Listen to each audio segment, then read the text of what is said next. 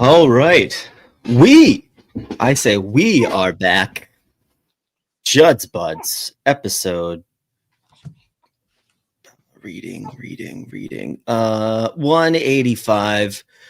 Wayne Gretzky plus Jakub Lauko minus Zeev Buium. I believe that's the math. That's the math. Okay. I think so. I could be wrong. As always, your host, Spoke Z, joined again by my good buddy, Mr. At State of Hoppy Plus. Yeah, dude, we'll see how long it lasts. He was awesome until right when we said go. And then he puked. Plus the new fella. It's the new fella. Look at him. Thankfully, he is still here, currently in the fire. Yeah, dude, it's been a couple of weeks. Holy crap. Yeah. Well, welcome back. And welcome to our new friend here.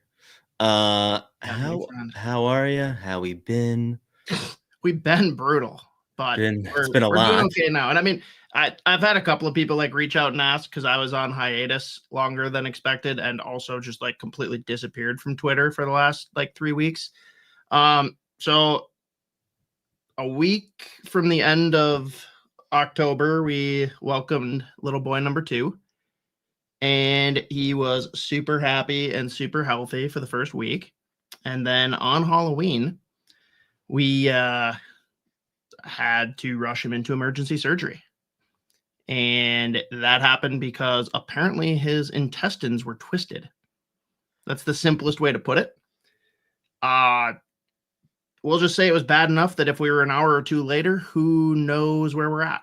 So pretty crazy, like came out of nowhere, and both of us kind of acted uncharacteristically quick. Like the pediatrician told me like, oh yeah, give him like 4 hours and see if he still got these symptoms. I'm like, fuck you. And like the appointment only got scheduled because my wife was like on it immediately early in the day because he just like went 6 hours without wanting to eat, and he was usually screaming at us every 2. And so that all rounded to us going to the hospital and stuck a tube down his nose into his tummy, pumped some ink in, and said, like, see this little like swirling vortex here? I'm like, yep. They're like, that's really bad. We're going to be going into surgery as soon as possible. I'm like, oh okay. Because like up until that point, the assumption is like, hey, I'm an idiot. I'm going to spend money on an emergency room bill and like go home rest assured. Like, okay, I'm dumb. Fast forward, we spend 10 days in the hospital, and everything we're being told is that he will be totally fine long term. But a pretty scary stretch there, especially when like 99 out of 100 times, I probably would have just gone home and done what the pediatrician said. So like knowing that we were that close to it being really bad does things to you. But we're good. We're powering through now. He is, as you heard at the beginning, now he's chill, but as you heard, he is definitely still here. So that is what matters. So now we trek along. Yeah.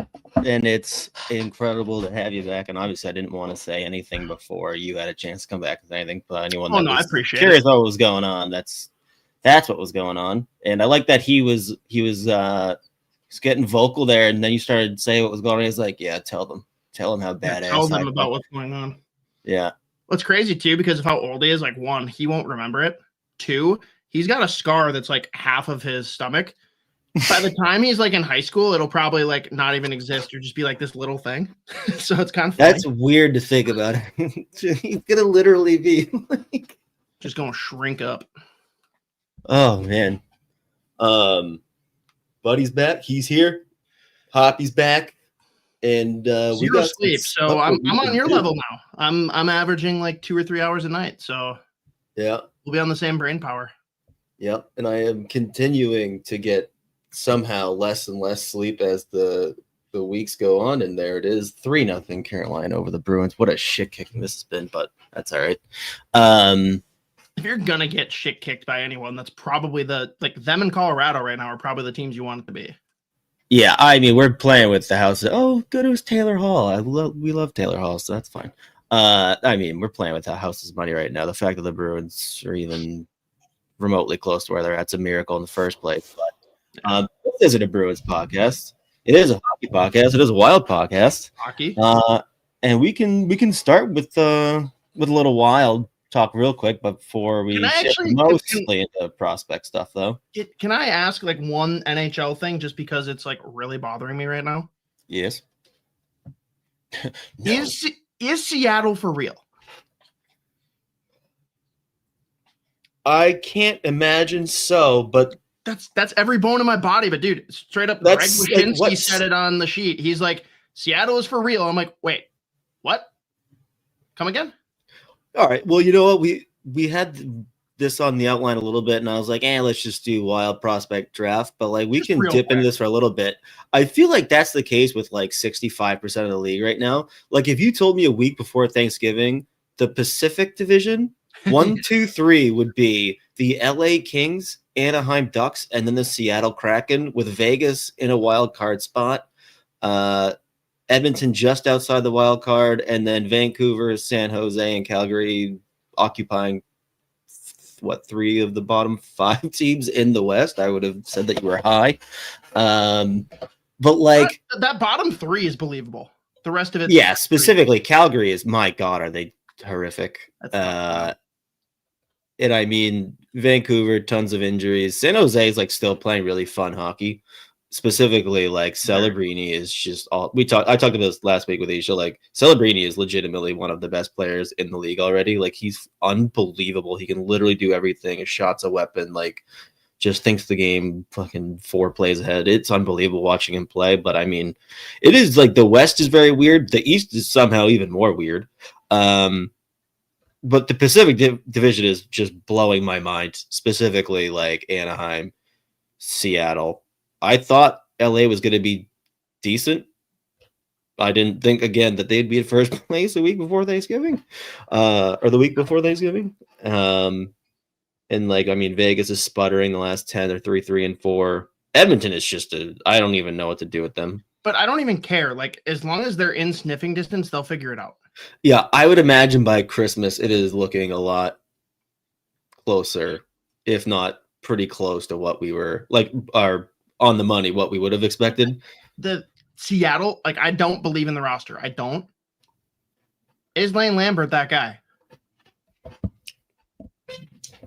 And I mean, so I was listening, I forget who I was listening to, but they were talking about, I mean, the Leafs are just in disaster. But like, the fact that there was a topic that came, I was like, do the Leafs miss Lane Lambert right now? And I was like, if you told me that they were struggling and one of the talking points would be, do they miss Lane Lambert? Again, I would have been like, what the hell is going on? Someone was talking about Seattle, and they're like, how can we make this about the Leafs? Had to do it. Had no choice. It's unbelievable, but I don't know. I can't get into I just can't get into believing in the Kraken. I would imagine it's funny too, because like you look at like LA 7-2-1 in their last 10, Anaheim 7-3-0, and then like Seattle occupying that 3rd spot. They're 5-2-3, like above 500, but like not like a crazy amount. Like, they won half of those games, like, and they're still 3rd in the division. Like, that's just like how bad of a start like Edmonton it got off to, and how bad like Vegas has been the last little bit here. But I don't know, man. I'm not buying that stuff. You could talk me into Anaheim. I actually legit said that Anaheim was back, and then they immediately lost 3 games in a row. I'm saying it. But Leo Carlson is that guy. Is he going to make the Olympic roster? Is he going to make the Olympic roster? He has to. Right? I think him and Celebrini have to. I think Bedard and Schaefer both fall outside, but I think you have to take Schaefer. Schaefer is one of the best defensemen this year in the NHL. What he's like, his metrics right now are unbelievable. But this is gonna sound like dumb and overcomplicating it, because first, I haven't watched nearly enough hockey. Some of this is conjecture based on what I'm hearing and the little bit that I've seen. Like, this year, there really hasn't been a standout team. Like, no one is great. Like, Colorado looks good because everyone else is like fine, right? I don't know. They are about as flawless of a hockey team as you're gonna find right now, especially this year. But like, what they are like, right? Yeah. You know, like, for me, it's what's he going to do when he's going up against all-star teams, right? Like, is he looking this good because he's picking his spots and he's taking out guys that aren't those guys? I'm not saying, dude, he's a sick player. He's going to be on Canadian Olympic teams. Their blue line, who do you kick out? Yeah, I don't know. Maybe that's the tougher part. Like, are you going to send Shea Theodore home for him? You might. That's probably the guy that you have to ask about, right? I'm not saying, like, if they do it, health will come into it too. Like, yeah, I mean, I don't know. Like, right now with what he's it's insane. And like, he's not getting like sheltered minutes. Like the other night, he played like 27 minutes. Let me be clear too. I want him there. I think it's in Canada's best interest, even if he's going to be on the outside, just being a bench guy and getting the experience like Celebrini. But I just have a hard time talking myself into who they boot. That's really my only challenge. Yeah. No, that'll be another whole probably entire episode that we do as we get closer. But like, I mean, I think right now he's like, it's almost impossible to not include him in that Team Canada team. Like, he is just it's unbelievable. And the fact, I meant to say this earlier, because I forget the last time we talked. I don't know. Maybe if I was just talking to someone, I may have just been talking to like some dude at the bar about Matthew Schaefer. But the fact that he played like a total of, I think, 25 hockey games maybe last year, and the fact that he is barely eligible for last year's draft, and then he immediately steps into the NHL and looks like, at this point, small sample. Well, I mean, not that small of a sample size. He's almost played the same amount of games as he played last year, and he's already looking like one of the best defensemen in the league. That is like, the crazy part. Well, so, and this was the draft where they're like, yeah, like this is the down year. This is where we don't have a true number one. And he comes in, he's like, oh yeah, you think so? You think so? Pardon me. Challenge. Yeah, but I mean, yeah, the kid starts off the year with what's it called, mono, then like explodes at the World Juniors and misses like the entire rest of the fucking season until I think it was the U18 Worlds. And then just like, yeah, I'm ready to go. That's just how good he is. But he is going to be a freak of nature in this league for a very, very long time. He is incredible. He's so fun to watch. My God.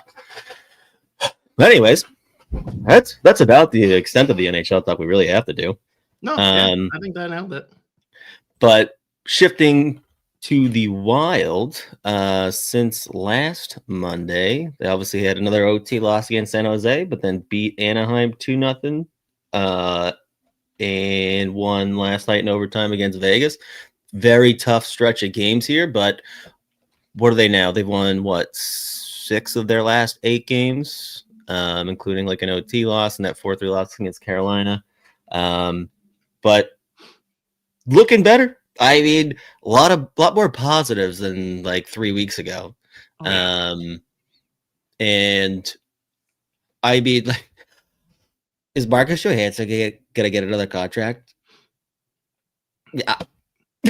And Zuccarello. So can we please have can they make some kind of TV content out of it and actually have Anthony LaPanta present him with the contract to sign? Right. Yeah. If that was pay-per-view, I would pay for it. I mean, we might have to make a t-shirt or something. Like, it is just unbelievable to me. And actually, Tegrity just put it in the chat here. Jay Fresh posted like goals scored above expected yesterday across the league at 5v5, and the Minnesota Wild are firmly 32nd of 32 with a negative 16.6 goals scored above expected. Like, goal scoring has somewhat been a talking point for a while. Just we've got like Kaprizov, and then there's the Matt Boldy. We can talk about how close is he to like superstar level, whatever. But like, this year has been unbelievable. The lack of goal scoring and their defensive woes at the start. They're looking significantly better now. But when I saw that number, I was like, I knew it was bad. But 32nd of 32. And then almost negative 17 goals scored above expected is like almost impressively horrific. And I mean, again, they've won 6 last 8. At some point, regression is going to kick in. They'll regress closer to the mean again. And I mean, they still have an unbelievably tough stretch of hockey games coming up. So we'll see how that goes. But again, the fact that they're getting some results while still producing below close to 0 offense is at least a positive.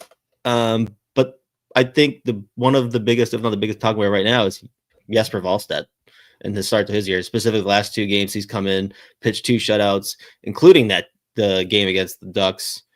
The Flames game was just like he was getting peppered. I think he finished with like 36, 37 saves. Great sellies. What's that say after what we just talked about? He got peppered by the Flames. That's not good. Nah, but he made some unbelievable saves. Okay, he's the best player in the world. Him and Felix Ungersorum. That is the best repeat bit that we have on here. It's just gonna show up every like 6 weeks. But he's been incredible. And like you and I talked about this before the season started. We wondered if like Wallstedt just having that contract, knowing he is in Minnesota the whole season, he's not going back down. He knows where he's going to be, and the fact that he just focus on playing hockey here and like that's it, assuming he stays healthy, which it's unbelievable. The injury woes continue for Minnesota, but so knock on wood, assuming full health. Like I have to think, at least mentally, knowing exactly where you're going to be at, what team you're playing on, who's going to be in front of you, like that has to at least help a little bit. But he's performing incredibly well, which was very important the last stretch of games where like Gustafsson had a few rough ones. And you weren't worried about, like we talked about the doomsday scenario if like Wallstedt's not ready to go and Gustafsson gets off to a really slow start. It's like, oh no. And then you're kind of like O's, but he's been great. He has. I think a lot of this does definitely. We're benefited that there really hasn't been much separation in the West outside of a couple teams, right? Just as far as us not completely being buried by that start. And maybe this is triggering and maybe this is unfair, but the Minnesota Wild have a spirit animal, and its name is Matt Boldy, because their streakiness this year is identical to him. It's crazy. And I mean, dude, when he's been on, though, he's been fucking on. I just wish he was always on. Mm-hmm. Don't you?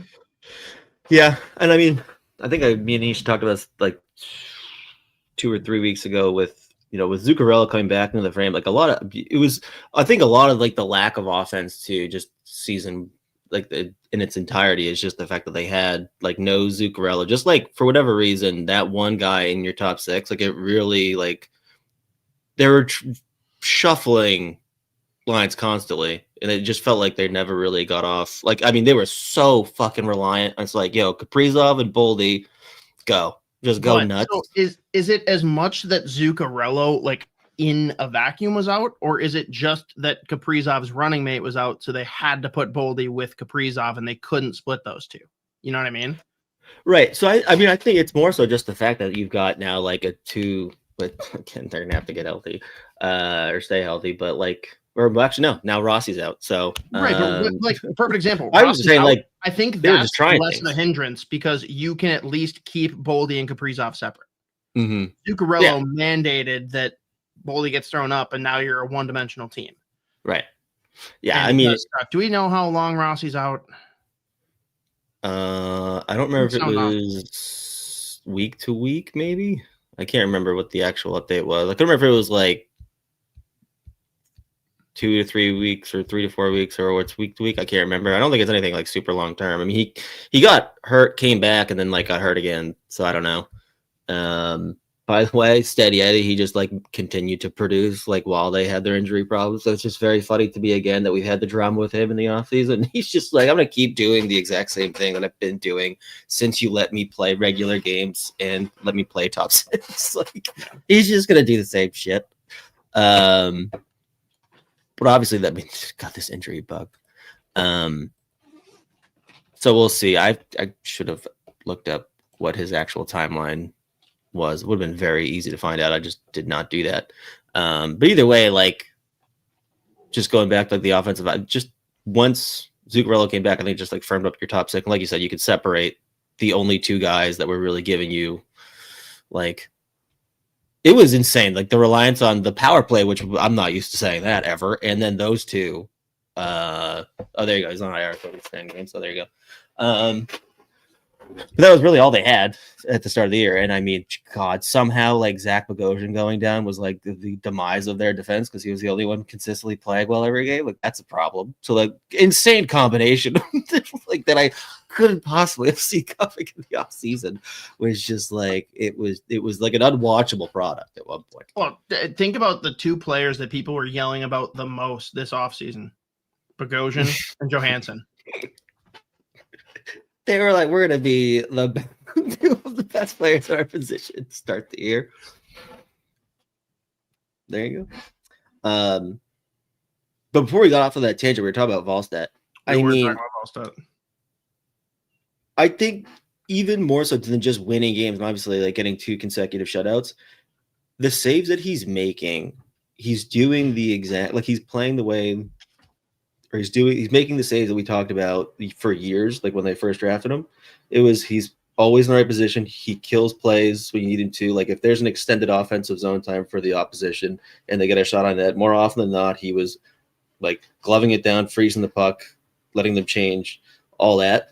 And he just looks really composed back there. He's not swimming around his crease. He's not making like highlight reel save after highlight reel save. Like he's made a couple unbelievable saves on the doorstep. Like against the Ducks, I think he robbed Strome twice, like from inside the crease. And again, froze the puck, wasn't just like knocking it loose again, but there's like a lot of one and dones. And that's incredibly encouraging. So again, especially given the fact that Gustafsson had a little bit of a rough stretch. I thought he was good against Vegas, obviously. But just a lot of encouraging signs from Jesper Volstead. And I do think like just the mental piece of knowing that he's here, the contract's in one way and he's not going back down to Iowa, or like wondering if he's going to get sent down to Iowa and he's not going to be sitting in the press box for like 3 weeks at a time. I think that has to play a part.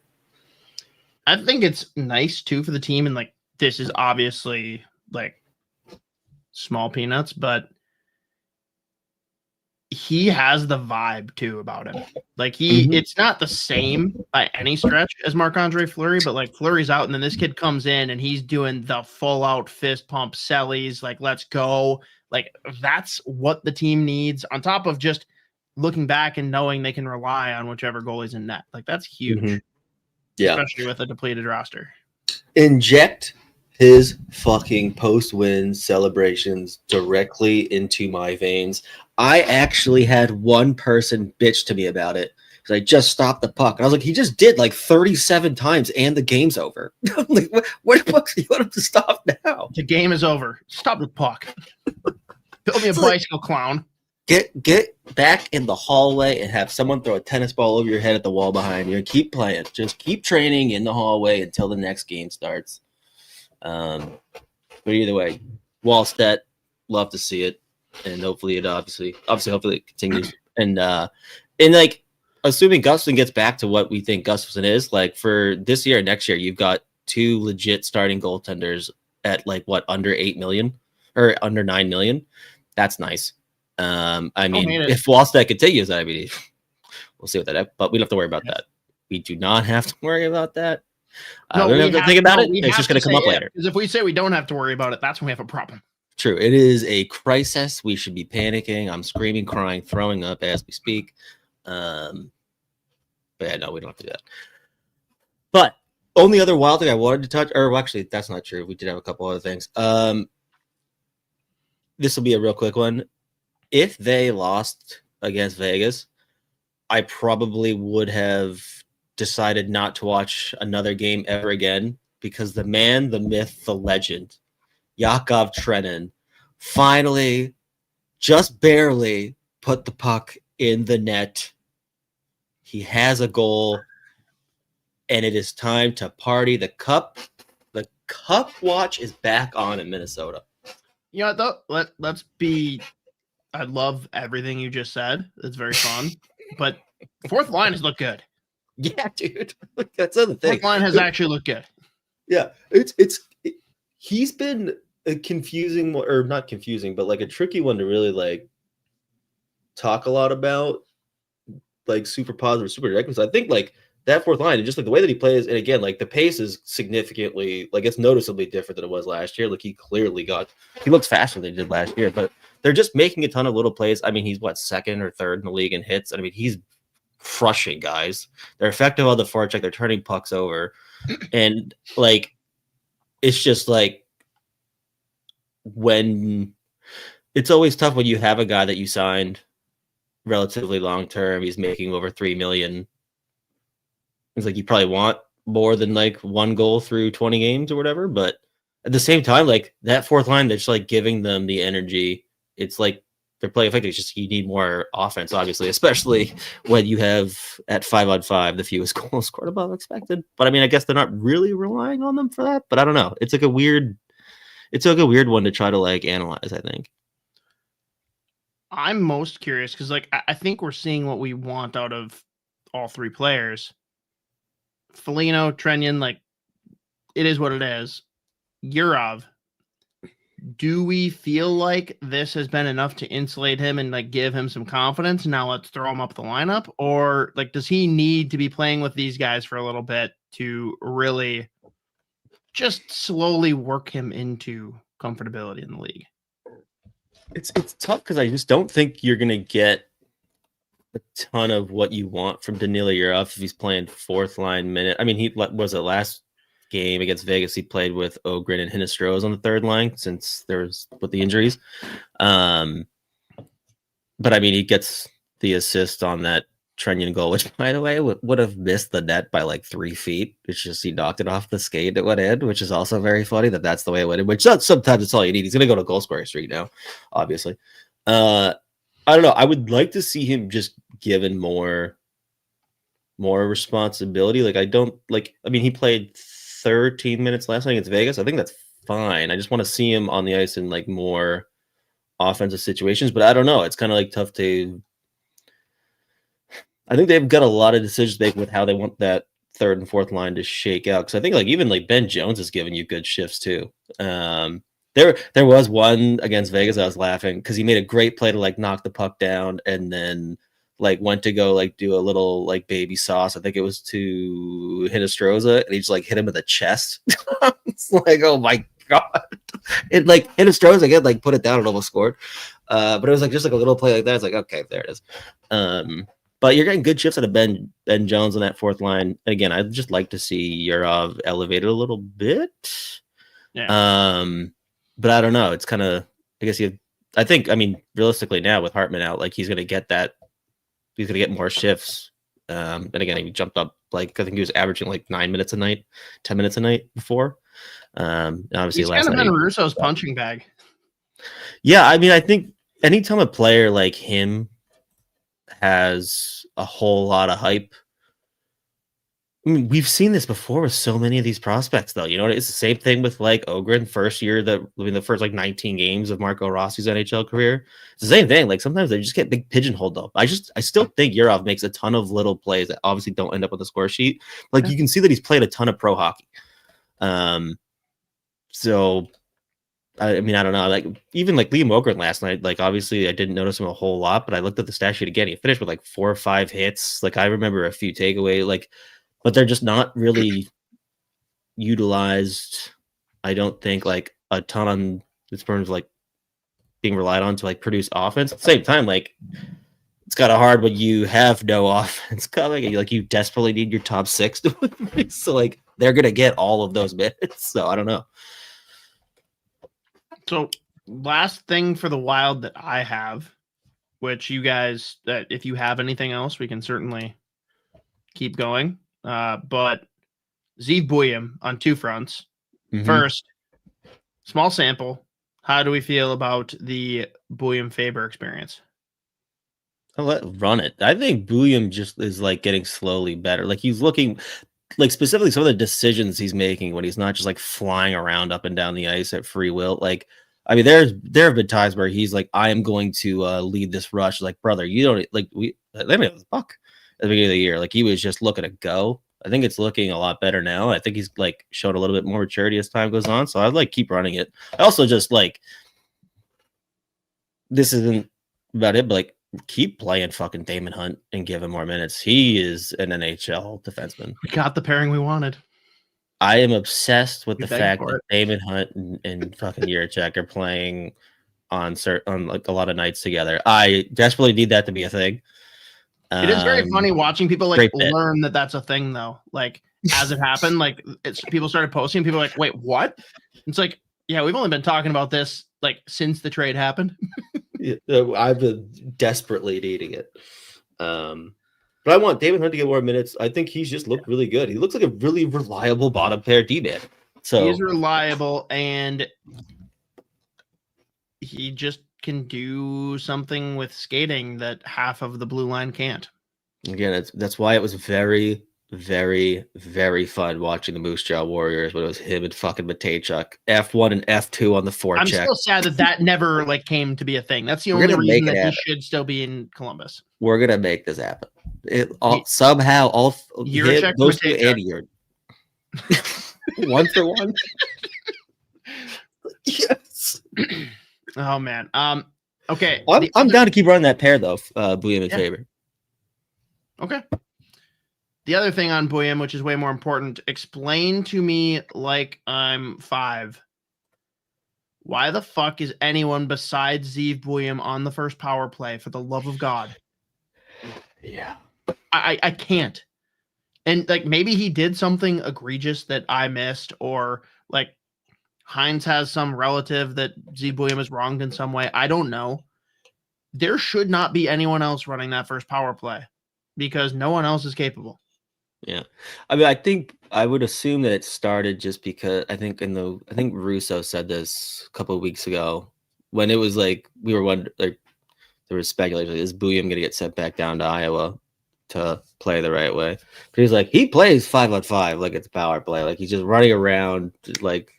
That's not a reason to not play him on power play. No, I know. I just wonder if like that was the start of it, where it's like we have to like make sure like he's playing and he's learning how to play at 5-on-5. I don't know, but like I mean, it is like it's comically different how it looks when it's him versus anyone else on the back end. Like it's comical. And again, I think just the way he's played a whole lot better as time's gone on here. I think he obviously should be. I mean, he should be running the show back there, but yeah, I mean that's a whole other frustrating thing. Like Spurgeon on that power play gives me a concussion. Like he is physically capable. It's not like a dig on Spurgeon. It's just straight up there is no flow or creativity when Spurgeon is at the point. Yeah, I mean he's just like a super reliable but vanilla. Right, vanilla is the perfect way to put it. And it's like I think it's almost like part of it's just like, hey man, regardless of who's running the point of the power play, like it's Kaprizov's show, and I'm like, is it? I mean, I guess it's especially when Zuccarello's back. There's like throwing 25-foot passes to each other, which is also just like very funny. Also, the fact that like Kaprizov got any torque on that shot last night against Vegas in overtime, the overtime winner. I don't understand how some of these dudes could do that. Like it was in the middle of his skates, and he somehow like, I mean, obviously if you're Vegas, like you're expecting a save there, but like just the fact that he gets that shot off with as much power as he does is unbelievable to me. Maybe that's why they're in the NHL and I'm a loser that sits here on like Monday nights and does this. Is that what gets you 17 a year? Yeah, that's it. That's 15 of it. But it's very impressive. But I was like, part of me is just like, they just need someone. They feel like I've got to just like move the puck back there. And they're like, Kaprizov's gonna make his own decisions. He's running the power play from the half wall anyways, and half the time he ends up at the blue line. Like whatever. But it's fun when like Buium's out there and they can like cycle. Like both again, like Buium's first NHL point, game 3 against Vegas last year. Like that power play is just like those two going around in a circle, and then Kaprizov saying "fuck it" and shooting. Which he's unbelievable at getting it through. So I don't know, but yeah, no, it's obviously in an ideal world, Zeev Buium is running your power play. It's just such an easy world to have. I understand if you want to limit his 5-on-5 play until he's more disciplined, but saying he's playing too much like a power play guy at 5-on-5, and that's why we're not going to play him on the power play is like mind-boggling. Yeah. When your mind is trapped, or at least not just giving him more. more power play time. But what can you do? All right, that's the extent of what I needed to talk about for the big boy Wild, if you want to call him that. That works for me. Let's see. I'm pulling up. We won't do like a full prospect roundup, obviously, but there are definitely a few that we should touch on because there are a couple that are performing. I got one we got to start with. Okay. Just because I lit up the second it was said. So I haven't listened to much of the Wild stuff lately, but I listened to the most recent version of Worst Seats in the House. And damn near word for word from Russo's mouth is a lot of people in this organization love Stevie Lescavar. I'd be doing Isha a disservice if I did not say that. Even though he's in Heartland, right? Or wait, no, Heartlanders. With the Heartlanders, yeah. What's their regionality? What's the location? Iowa. Iowa Heartlanders? Yeah. Iowa Wild and Iowa Heartlanders? Why did I think it was something different? Okay. But he basically said, like, yeah, there's still some stuff he's got to go to the basics and figure some things out. But, like, people in the organization really like this guy. I was very surprised to hear that. Yeah, I mean, especially when you consider the fact that he's played 4 games this year in the ECHL, and I think injury, 0. Yeah, obviously there's the injury. So I haven't. I'll be honest, I haven't watched a whole lot of the ECHL this season. But just on his profile in general, like we've talked about this before, he is an absolute maniac. He is mean. He hits everything that moves. He loves to fight.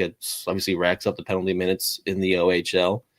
But like pretty much like the scouting report on him is the fact that it's just like, yeah, he's big, he's physical, he knows his job is just basically to like just be a fucking menace in his own end. But when he needs to move the puck, like he moves well. He has a good first pass. Like he does have like decent hands and he knows what he's doing. Like he's not like a dumb, like he's not like, it's not like this kid has like zero hockey sense. So he's just like out there to punch people, but like he just like that was something that would come up a lot with Brampton and Mississauga. And it was just like he was the first one to like very excited.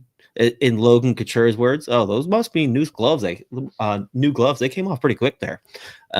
He's just ready to fucking hit the eject button, but he can move pucks. Like he can play a pretty simple game, and he's effective. And again, he's a big boy that skates well. So there is a player there. I just don't know if it's gonna be good enough to get to the NHL as a full-time like NHL player in general. But I mean, there's a good hockey player in there. It's just, I mean, again, the last 2 years, he's played a total of 5 games.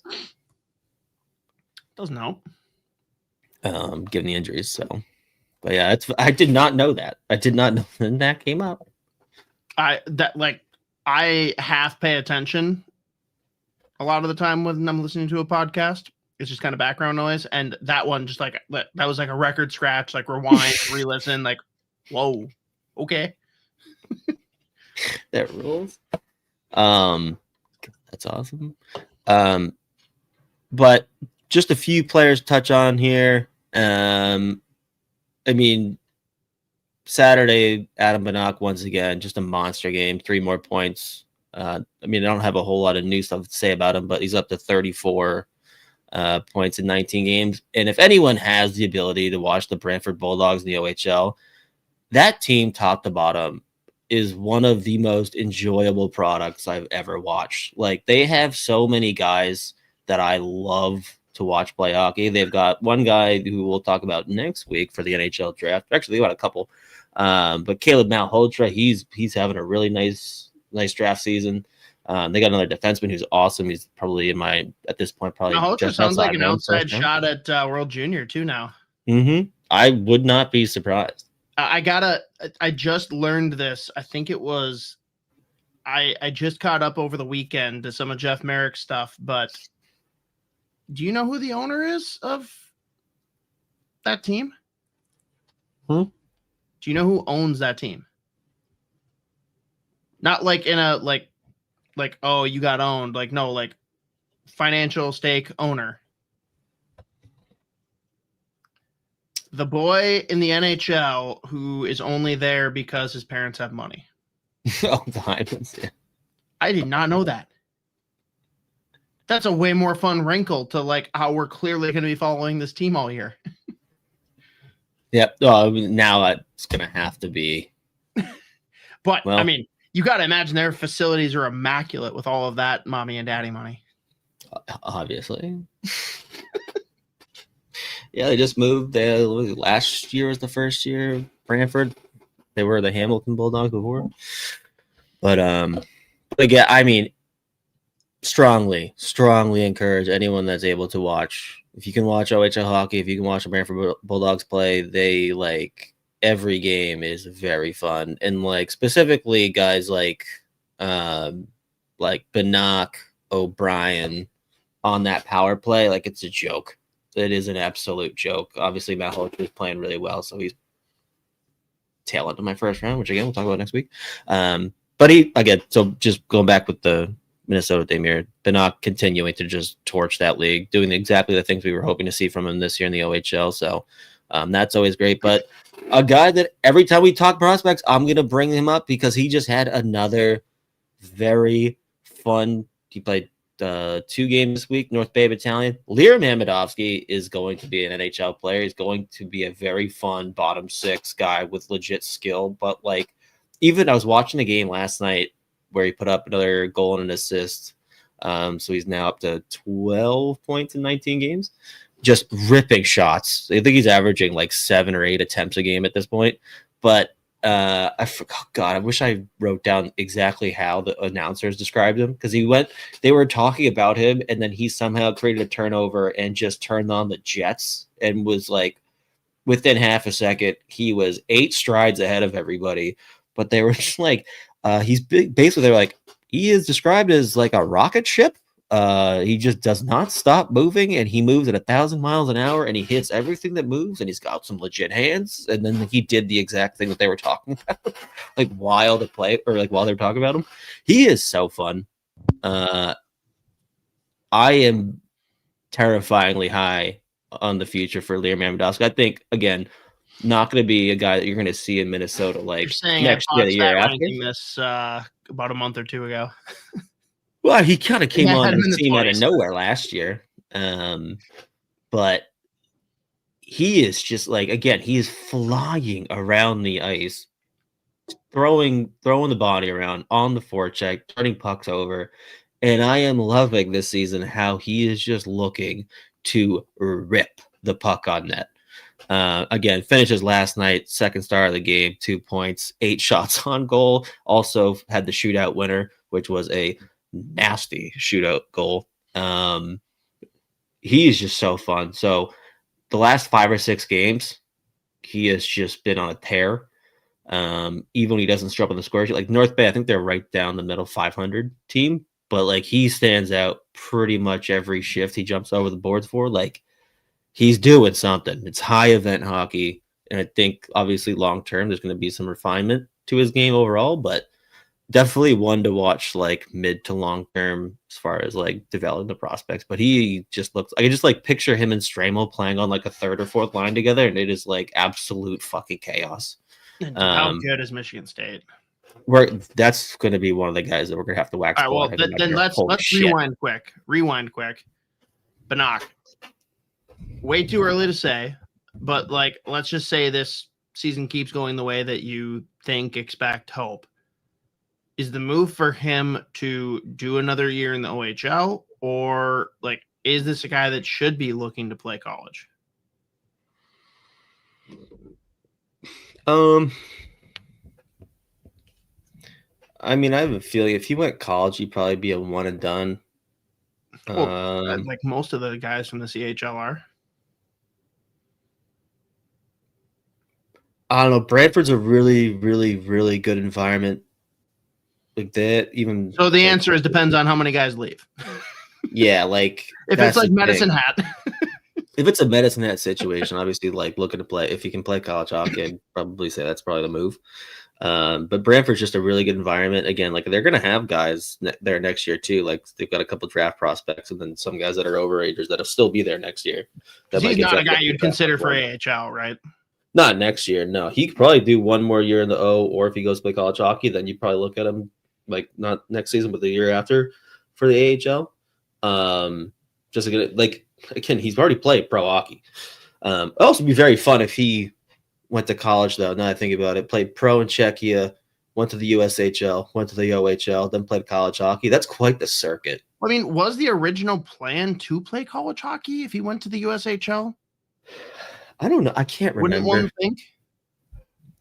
He got drafted super high in the O. I think he was like top 5 or 6 last year. So I don't know. That's what I'm saying. Why would you go to the USHL and then the OHL? I don't know.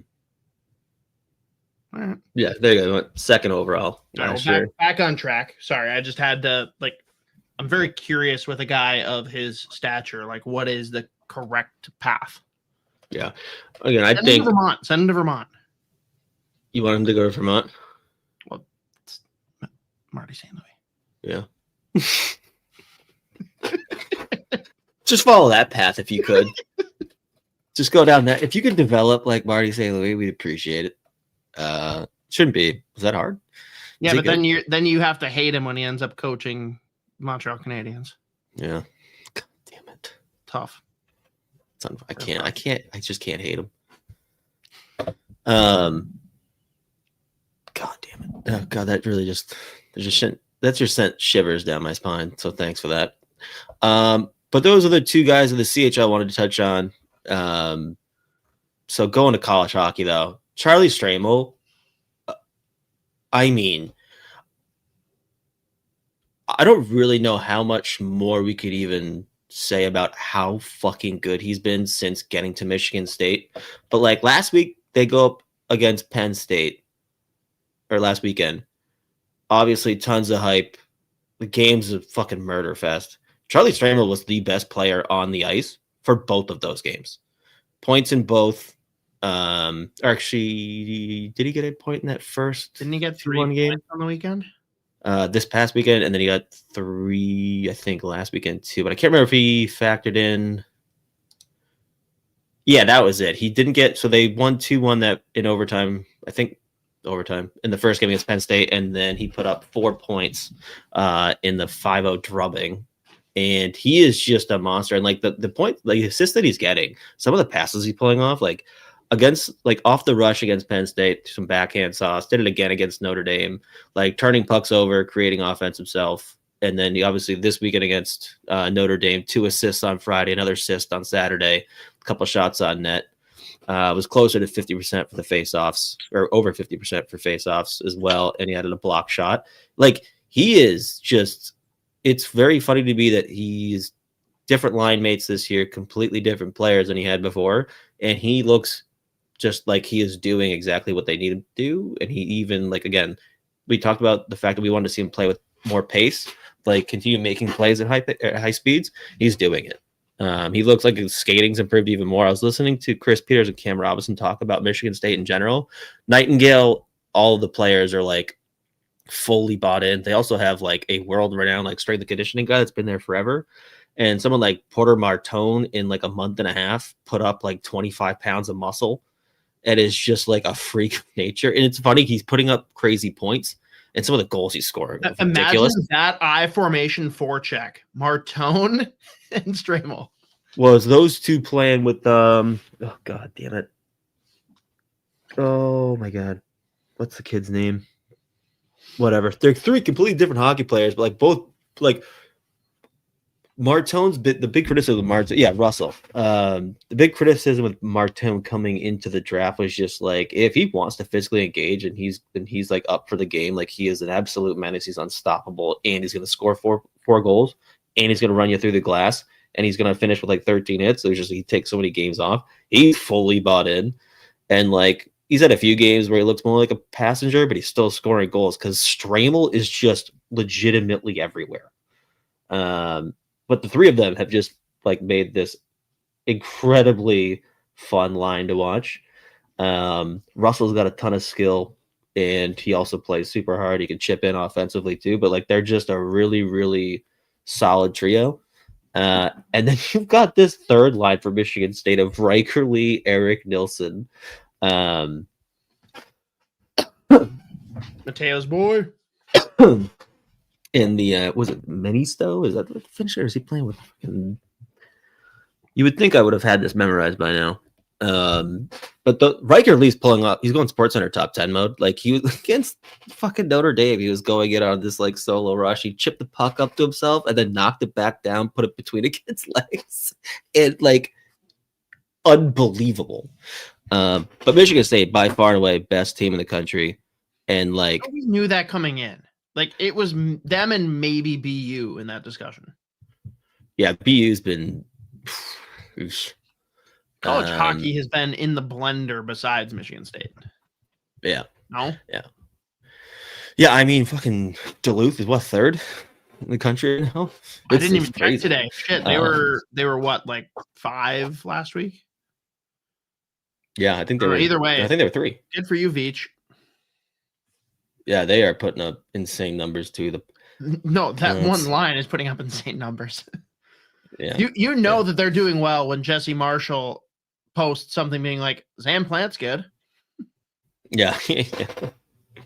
Let me break down all the reasons why. It's like, all right, well, that line is clearly doing well. Yeah. He's number 3 on that line.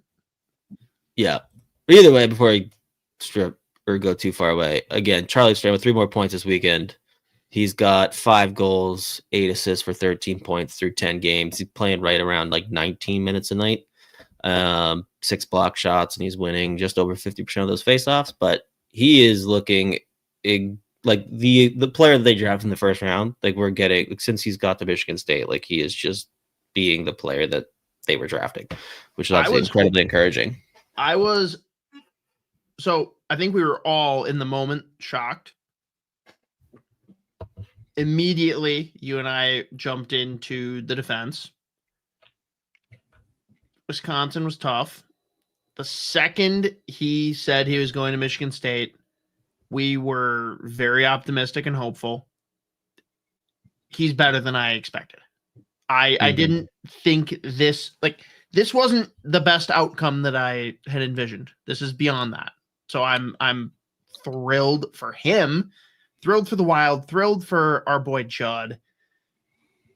Do you think that Charlie gets his first NHL game this season? Probably no. I don't know if they're gonna want to. Well, it's gonna get signed, right? Because otherwise, I think August he expires, doesn't he? Or does he have one more year after that? He might have one more year because he's got one more year. He was already at Wisconsin when he got. Yeah, he does have one more year. Shit. Okay, maybe they do wait. I don't know. We'll see how they like, dude. If he wins a natty, you're telling me they're not going to sign him and let him play his one gimme game and then send him to Iowa? Yeah, I don't know. I mean, like hopefully is in the playoffs. Yeah, it'll depend how they feel about burning a year. That's pretty much it.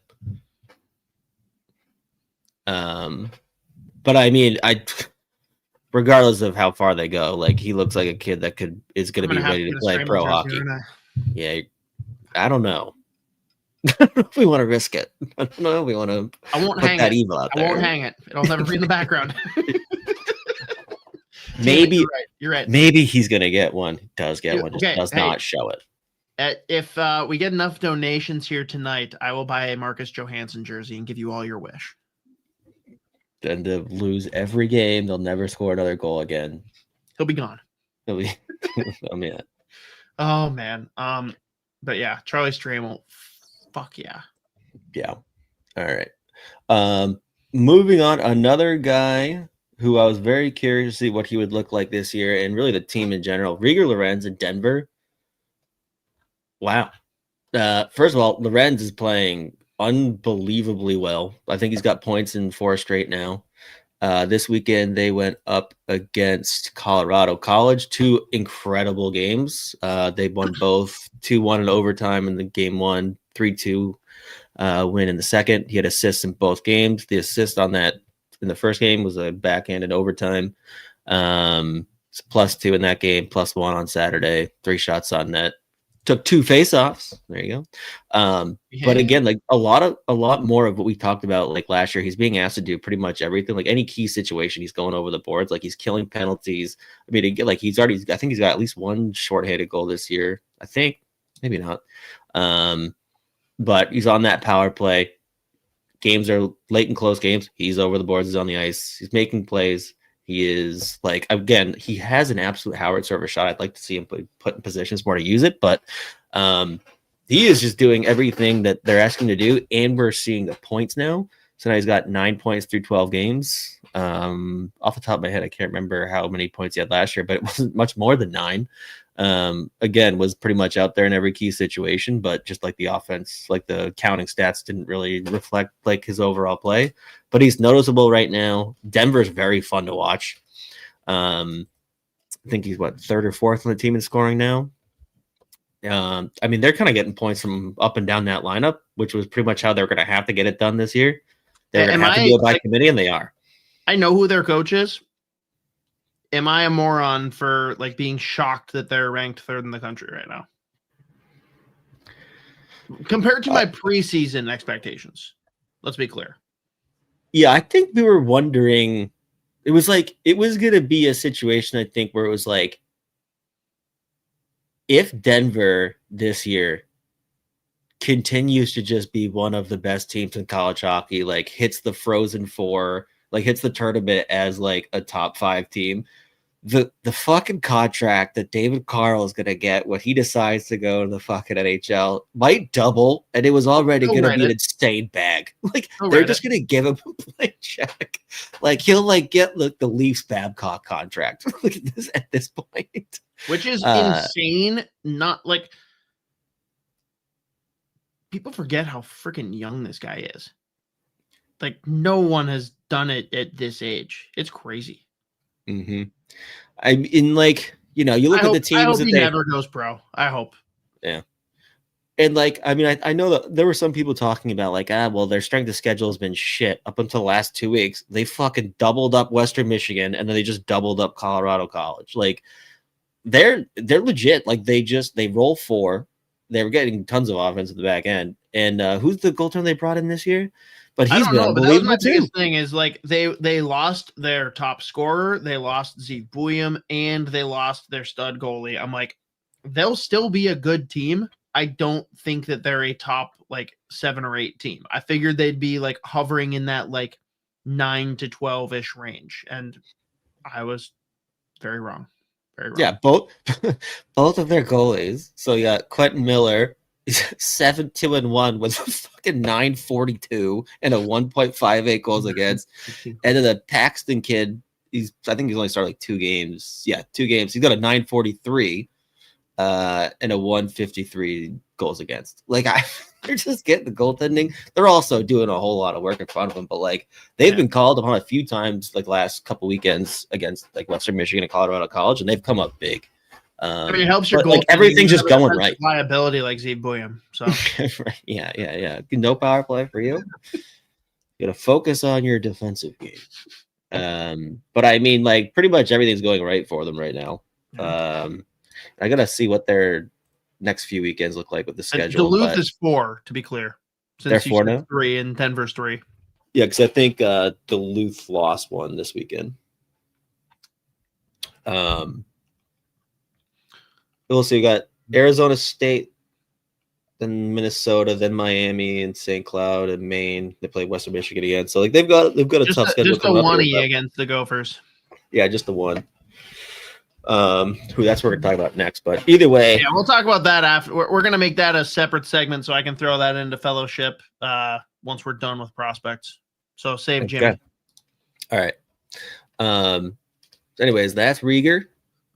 Let me see if I've had any other guys I want to talk about extensively. Rieger is low key one of my like. He is fringe Sun prospect. I love that kid. Yeah, it's really it's interesting because like when they drafted him, and then even like for 2 years after that, especially after the monster sophomore season where he obviously gets both points in the national championship game, point per Fucking game all player him. all year, couple shorties. Like it was like I was wondering, it was like, what is this NHL profile like if he's not like a top 6 guy that you rely on for offense? Is there a bottom 6 game? Oh, there's a bottom 6 game with skill, who can score, kills penalties. Like I think it is Didn't we college great. always think it was a bottom 6 game though?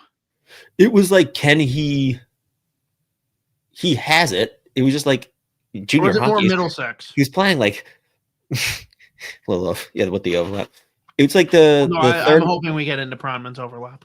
It was like the third or fourth line tweener. And if he's just a fourth line guy, like what are you gonna get? But I mean, he's a big kid. He's clearly put on, like, he was a string bean coming out of the BCHL in his first year at Denver, and he clearly put on a ton of muscle. Like, he looks super strong. Again, some of the puck battles he's winning, like I think he scored 2 weeks ago where he just like out muscled this last defenseman back, like stick left, and then went in by himself and scored a breakaway.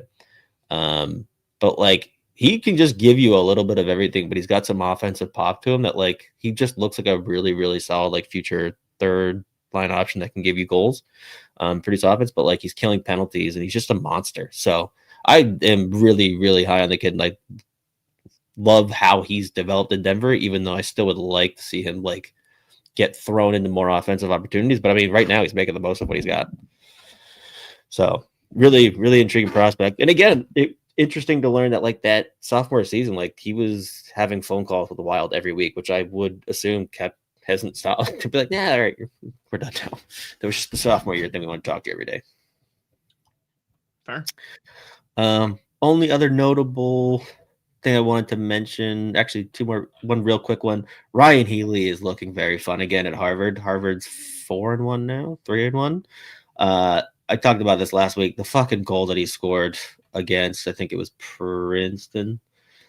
Oh my God, like, just jumped into the neutral zone, toe drag, made a defender look like an idiot, and then just went shelf. And it was vintage Ryan Healy. Like, it looked like some of the goals that he's scoring, some of the points he put up in his draft tape. And I was like, oh, he's back. But he looks really good again, playing close to 20 minutes a night. He's got just under a point per game, I think. Yeah, just under. But at least wanted to mention him because put up another assist and a 2-1 win against Clarkson. I think he played like 24 minutes against St. Lawrence on Saturday. So at least wanted to mention him. And he is one of the guys in this pool that I literally only know what you've told me. Like, yeah. I do not watch Harvard. I'm not going to pretend I do. So it'll be sad here. They were so fun to watch up until Coronado left 2 years ago, because they lost over half of their lineup. Didn't they? Wasn't it like 14 guys? Yeah, and like a bunch of them were expected to stay. And again, fucking St. Louis kid. Can't relate. St. Louis kid also must watch player. I can't believe he hasn't got picked up. There is so much there. He's just an undersized little bull in a china shop. He's a prick to play against, but like the toe drag pulling off of the goals he scores, and he's playing defense, so it's fascinating.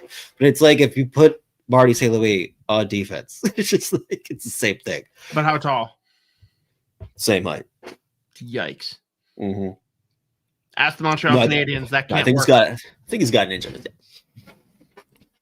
And then last guy, real quick. Theo Hallqvist, Swedish kid they drafted this past summer. He got loaned out, and so now he's playing in the Allsvenskan. I don't even know how to say his team's name. It's like Troy Lilby or something, but he's fluctuating between their first and second pair, playing close to 20 minutes a night. Just looks, again, like just plays like a pro. Really simple game, but moves really well. There's some offensive upside that you'd like to see him tap into a little bit more, but plays it pretty simple and safe. I think he played 2 SHL games before they sent them to the Allsvenskan League. And like in one of the games, it was just like he played like a minute and a half. In the first shift, he was like chipped the puck out, like registered an assist for it. And I was like, fuck yeah. Point per game guy in the SHL. But he just, again, it's going to be interesting to see what his development curve looks like because he just has very intriguing profile. Like, got size, right right shot D that like skates really well and defends well and has some offensive upside. It'll be interesting to see. But just wanted to track for the future. But at least wanted to mention that he's playing pro hockey again, playing him almost 20 minutes a night. So that's always good. Good experience for him. There you go. Hallquist. All right, Mateo, give me an updated graphic. I think we have one. Maybe we don't. Do we not have a Gopher one? Maybe we don't. We can keep it here if we have to. We got to talk Gophers selfishly for Fellowship of the Rink, but also got to talk Jimmy Clark. At least, hey, he's got 2 points. I had my guy. 2 goals in his last 3 games. Dude, Gophers. I mean, we talked about some teams that have soft schedules. The one thing we can say is that the Gophers absolutely have not had that.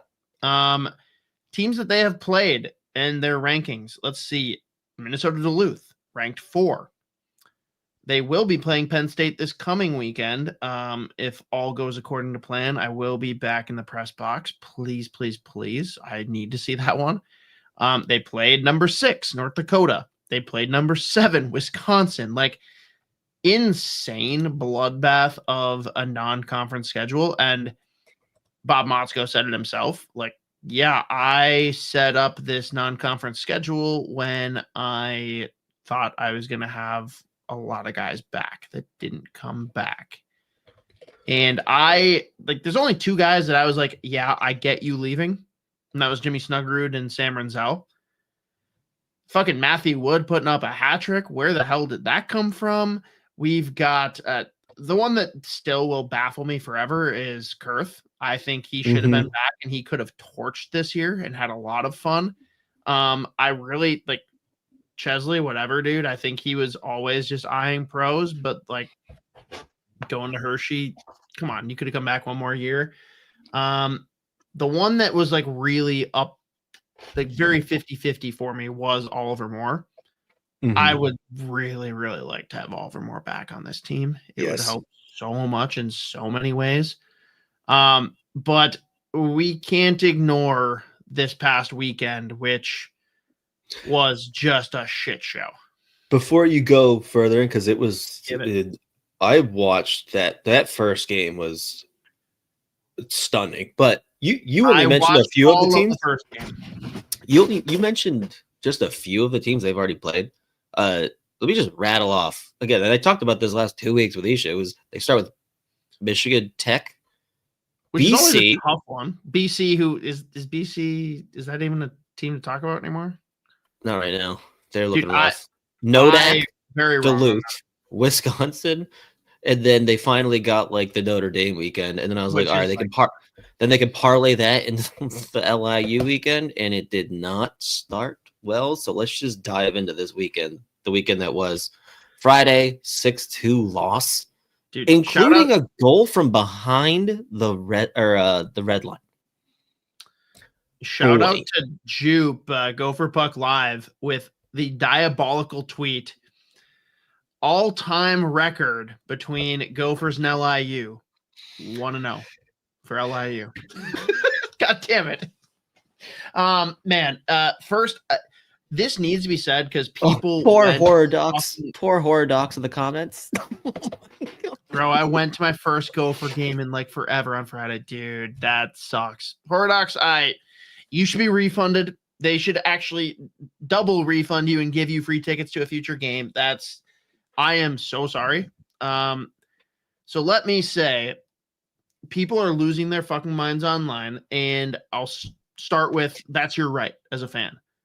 That was unacceptable. That game was horseshit, and you have every right to be mad. But the people coming out and saying that this is the worst Gopher team in the past like 2 or 3 decades, just let's take a deep breath. Let's touch some grass. Let's calm down. It was a bad game. It was a horseshit effort. I also need to say that LIU is nowhere near as bad as advertised. Everyone thinks that they are like a bottom 5 team in college hockey. And that's not true. Very well coached team. They capitalized on the power play, which, like, say what you will about that. They're just a disciplined team, a veteran team. They got older players. They got guys from overseas. Like, I think they've got an okay roster construction to be disruptive. Should the Gophers have lost 6-2?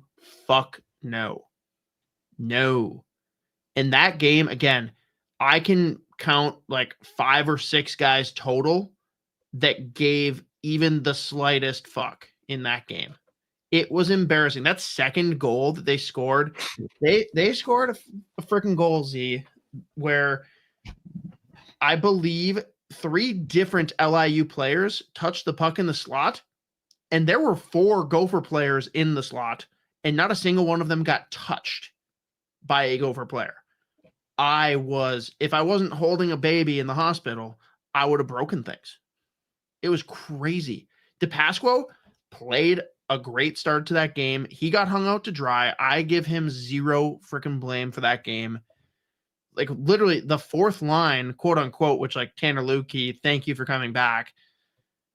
That 4th line and most of the 3rd line and maybe 1 or 2 defensemen, that's it. Like, the rest of the team could not have been more checked out. I'm just like, I don't know. That game was embarrassing. I'm still not content with what we saw on Saturday, but at least it was better. And I do think this team is way better than what they showed this weekend. I think the real hope here is that these early challenges and speed bumps are growing pains on towards something better. I mean, Teddy Townsend back, gets his first goal. Crazy rumors about what happened to him. I don't know if it's been like properly reported, so I won't like pour any gas on the flame, but like just some weird circumstances around the Gophers this year. I still think they have a solid roster. Is this a team that's going to win the Natty this year? No. But it's going to be a real challenge to work their way into the tournament, but this is absolutely a tournament caliber roster on paper. Problem is, paper has not translated to on ice.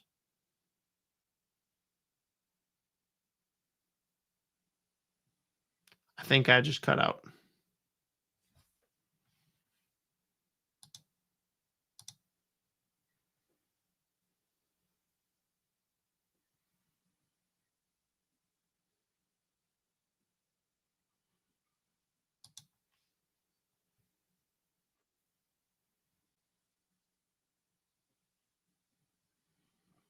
Is it me? Is it Z? I have no idea.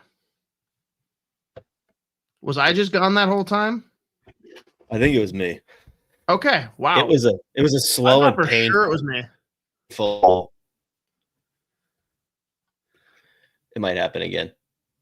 All right. But I think that was me. Wow. Needless to say, I think this is a roster that should be in the postseason. They've got a lot of work ahead of them. And fortunately, the Big Ten is an absolute wagon. So if they can do okay in their conference play, it's still a team that can make the postseason. It's just, dude, not awesome so far. Not a lot of awesome things I can say at this point. Z's gone. So I will say, again, bright spot was that 4th line for sure. I think it was a pretty interesting game on Friday and a solid weekend all around, but Paulson definitely looked a little bit different. He stood out amongst the pack. Created a lot of chances, was buzzing the whole game. I liked what I saw from him, but there's plenty of negative. Oh, Z is broken. We'll see if he comes back or not. Oh, he's in the studio. Maybe we'll make it work. How are we? This is brutal. It's funny because you were just like talking in broken English, and it almost could have sounded like it was because of internet, but I think that was actually just you talking. That was just me talking. All right. It's breaking up already again, though. Shit. I may have to do a phone start while you do a legit. Yeah, this is crazy. All right, I'm gonna do a full-on restart. Hopefully, hard reboot. Back. We'll see if he comes back. Mateo, anything fun from the comments while we wait for Z to return? Whether it's comments to riff off of or questions that anyone's asking, he should actually just get to be the coach for a game. I don't know who this is referring to. Do you have context for me, Mateo?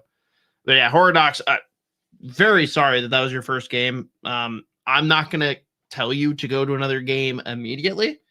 I will say I think there's better to come, and once we are confident the Gophers are back to what they should be, definitely get back out to another game, and I will meet you in the concourse and get you a beer to compensate for how awful that Friday game was, because I can't imagine attending that in person. That is among the worst Gopher games I've ever watched. This is not among the worst Gopher teams I've ever watched. Let's be clear. I know a lot of people said that. I understand the knee-jerk reaction from fans because that was an inexcusable effort, but this team is not as bad as people are saying based on that one loss.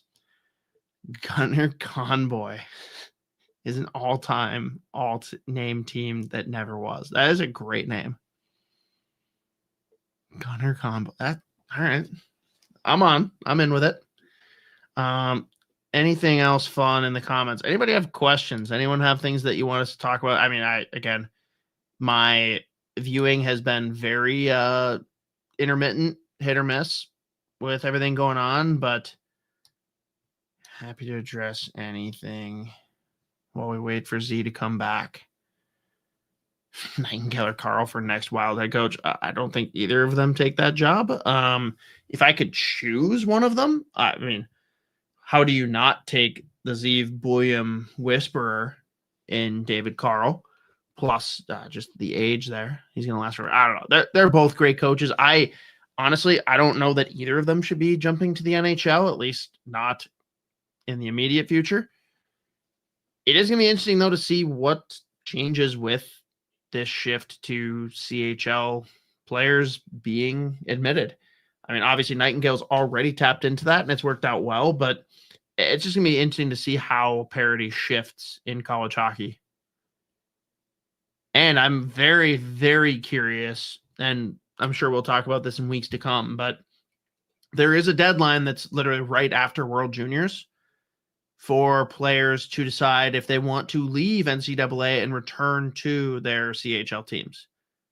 That is going to be fascinating to see how many players there are that either feel like they were misled, got a fake bill of goods, or just thought they were going to come and be a stud and realized it's harder than they thought. And they're like, I'm going to go back and do what I was doing in the CHL.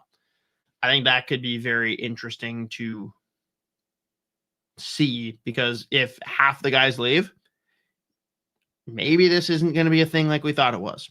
If most stay, well, then buckle in. We're probably going to be seeing a lot more CHL guys in the future. Who do you think heads back that would be a notable name, i.e. Jackson Smith? I don't know if I have any names tabbed right now.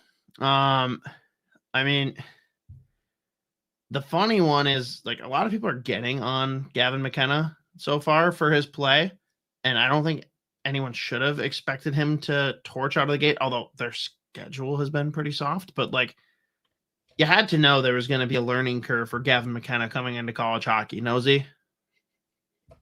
Yeah, and I'll be honest, I have zero confidence that this is going to be this internet's going to hold up. I don't know what it is, but that was decent. So far so good.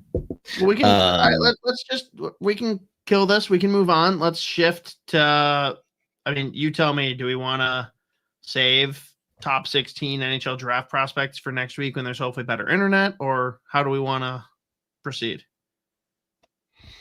We can start now and see how it goes. Sure. Or I mean, that's great. That's a bit that can't end. Wonder. Oh, but like Mateo, this is by far the worst one. You didn't cross out Los Angeles.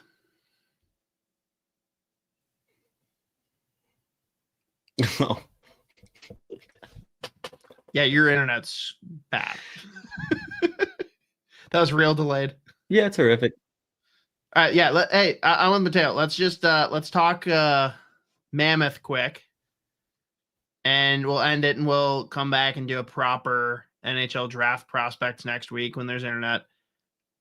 I have 2 questions on the Mammoth, and one of them will save if internet somehow works.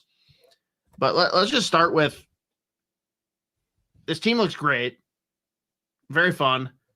What the hell do you do with Schmaltz at this point, who doesn't sound like there's any actual trade talks going on, but contract talks have not gone anywhere, and this guy is only going out and scoring. Yeah, and it's at this point you look at him too, and it's just like with all the kids that you're projecting to come in, like as soon as next season, that obviously are going to play big parts in your organization for the long term.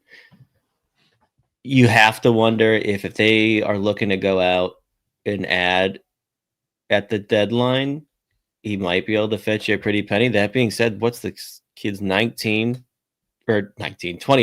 Wow, literally. I literally had a different player profile up. That being said, if it's just like, it's obviously an incredibly tough player to like go out and move at the deadline if you're like really making a push to, I don't know, like obviously I think they're going to be a playoff team at this point. Right. But like he's put 21 points now in 18 games. They're playing the Ducks right now, obviously. Can play center, can play wing. And one of the few guys at the forward position that has been in the league for a long time. And he's obviously a key component to your top 6. Probably a tough guy to like try to move on from. But like if you're going out and adding, he might be an intrigue, but he might be an intriguing piece for another team that wants to like go out. So I don't know. Is it like prime for like some kind of hockey trade? I don't know. But like you obviously don't want to lose him for nothing. At this point, there's been no chatter, but like, I mean, you just look at the last few seasons, like again, right now he's got 21 points through 18 games. Last year puts up 20 goals and 63 points in all 82 games, 61 points the year before that, 58 points, 59. Like he's just giving you like anywhere from 55 to 65 points season after season. Ideally, you want to keep him. That being said, like when the contract starts next year, he'll be turning 30 when that contract starts next year, whenever he signs. So and with where they're at, if you can get him like a not 8-year deal, but like a, I don't know, 4 or 5, even like he's not going to sign that with the world we're in right now with these contracts that are being thrown around. He's one of the players now, and I look at like the cap projection, how it's going up, like where the market's at, even for like just making trades and stuff. He might be one of the players that's like all he's done is like earn this big contract. I mean, he's on a good contract right now, I guess, but why would he take a huge discount when this is going to be the last time that he's going to be able to like go out and sign a big ticket potentially? That being said, I just don't know if he's the player that like other teams or even in UFA are going to actually like want to buck up and like give a big boy contract to. Yeah, I mean, look at what Seattle did a year ago. It's just going to go to Seattle. I'm just saying someone will pay him. Right. The question is, does he care where? If he doesn't care where, like he will get paid. Yeah. But does he want to be part of this? I guess he's also, I mean, when we look at now, like the trend of like all of these guys signing, like this UFA market, like he's at this point about to be like pretty firmly at the top of this UFA market. Yep. And then other teams are gonna have to be like, well, UFAs are apparently never gonna like big time names are never gonna hit UFA again. That's a big piece of it. It's like, I wonder if he just becomes a player. It's like he'll sign somewhere, he'll get a contract, at some point it may be a situation where like maybe it actually is taking a sweetheart deal and staying Utah. I don't know. Like, But- would they go big term to give him like in like lower? Like, I don't know. Well, I think the real question is the reason that they haven't given him a real offer because they're like, we've got the guys in the pipeline that we think are going to be our top 6 players. Why would we sign this guy as he's turning 30 to term when you're essentially boxing out players that you've already got coming in for cheaper that are younger? Like, it's not to say, because again, dude can clearly play. He's a guy you want on your team, but it's like, if he's not willing to sign for shorter term or lower dollars, like Utah kind of has to let him go if you think that, you know, an Iginla, a Boot, like these guys, like obviously they've got the top guy in their pool who we have yet to even, how much has he played this year? When is he? I'm trying to remember. Isn't he hurt? We said Daniel Boot. Also, No. found it. No. Number one. Desnoyers. Yeah, Desnoyers. Yeah, he's out still. He's out for like what, another month? I think when he first got hurt, the projection was like, hopefully he can come back a couple weeks before the World Juniors. So, Yeah, okay. So he's not like good. Like those 3 players right there, like there's not a spot for Schmaltz when you're talking, okay, we know Cooley, Gunther, and Peterka here. Keller here. Like, you got to find spots for guys. Why would you sign a guy who's turning 30? Like, I understand the team's reservation, but I also understand like Schmaltz being like, all right, I'll go get paid somewhere else. Like, I don't know what the right answer is here, but that's why it's a fascinating thing to watch throughout the season as he continues to put points on the board. Right. I mean, like right now he's stapled next to Keller and Cooley. And then like, here's the thing though, too, like you have all these young guys that are projected obviously to be potentially coming in as soon as like this year, next year, and like playing big time minutes. But at the same time, like you can't have an entire, like we talked about this, this is an insane fucking comparison or just like situation to bring up. But like we talked about when Io was like wheeling out like 7 24-year-olds in their back end every night. All of that, not similar, but just to say, like, you obviously can't have 4 lines of like guys that are, or like whatever, 3 or 4 lines of 22, 23, 24-year-old plus like Sure. Lawson Krause. So like he might be like the ideal like link in between, you know, when some of those younger guys are ready to play top 6 minutes. I mean, like, yeah, he's there now. Like he's firmly Keller, the gray beard at 27. Yeah, literally the gray beard 27. But like he is like, that's the thing. Like Schmaltz is a perfect guy to have. Like, you know, you can rely on 60 points a night or a night. That'd be wow. That would be impressive. But like 60 you know, as long as he's, you know, what is he going to be 30 in February? I think he turns. Shit, that'd be like 180 per 60. Jesus. Yeah, league man. But I just think like if you're Utah, obviously you want him in there like for the next 3-4 years. You could probably still count on 60 points, especially when you're playing with Cooley and Keller. I mean, and you don't want to just assume that someone like Desnoyers or Boot are just going to step right in and play top 6 minutes and like produce. Totally. So like he is. It's just like it's a brutal timing for both, honestly, like him and the team, where it's like he's gonna be 30 in February. He's done nothing for you but produce. There's probably not gonna be like the only reason at this point there's gonna be a big market for him outside of Utah is the fact that he's pretty much the lone UFA at this point. But if you're Utah, you probably want him around, but you just don't want to give him like $8-9 million. Like, so I don't know. Does it help or hurt that the team that made Biz Nasty is looking at a guy in Nick Schmaltz whose brother is doing a podcast with Eat Daddy? Like, you gotta keep it. Their cousin is a Bruins prospect. Who's their cousin? Jake Smalls played at North Dakota, playing for Providence now. I don't know who that is. All right. 7th round draft pick like 5 years ago. So I can't believe you didn't know that, you son of a bitch. It was 4 years ago. Fuck Fuck you, Mateo. But yeah, I don't know, man. Schmaltz is just going to be a fascinating. What? He said Schmaltz for Rossi. Oh, that was Mateo. Good call. That's what the deal's going to be. That's what it'll be. But Schmaltz is becoming like, especially now that the other really massive UFA like Kempe signed today or yesterday. When was that? Yesterday. So like Schmaltz is right top of the list, cream of the crop for the 2026 UFAs, and like I just don't know what like to do if you're Utah or like he's just in a perfect spot as well. I think he's gonna be an own rental. Like I really do, because if he keeps scoring, the number's gonna keep going up. The ask is gonna keep going up. They know he's the only free agent in this class.